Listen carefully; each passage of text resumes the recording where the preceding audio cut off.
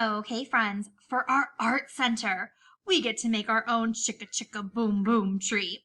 So you should have a light blue sheet of paper, a trunk, a coconut tree topper, and a writing page. So remember, the first thing I do is always the same. Look at the top and write my name. So I'm going to write my name on the back. Okay, now I'm going to flip it over. And I want to glue my trunk on. So remember our glue rule. I'm just going to put it up a little bit. And then I'm going to remember just a dot, not a lot. So I'm going to put some glue on my trunk. All right. And then I'm going to glue on my coconut tree topper. Okay. All right. And then I'm going to take my writing sheet. It says, chicka chicka boom boom. Will there be enough room? Blank has blank letters in her name. So again, I'm going to practice writing my name. Miss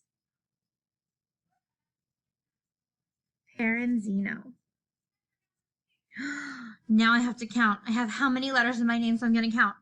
1, 2, 3, 4, 5, 6, 7, 8, 9, 10, 11. I'm going to write the number 11. I know my teen numbers always start with a 1, so I'm going to write a 1 and a 1 to make the number 11. Then I'm going to remember just a dot, not a lot, but I'm going to put enough glue on my page that it'll stick on my paper. Okay, and I'm going to glue this right at the top.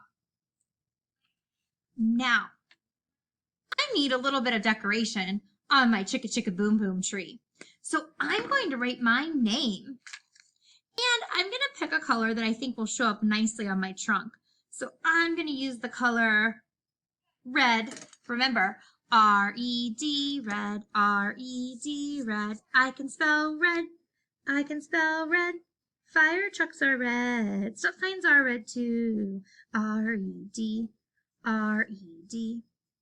And I'm going to write my name up the trunk of my chicka chicka boom boom tree. So we have my name written.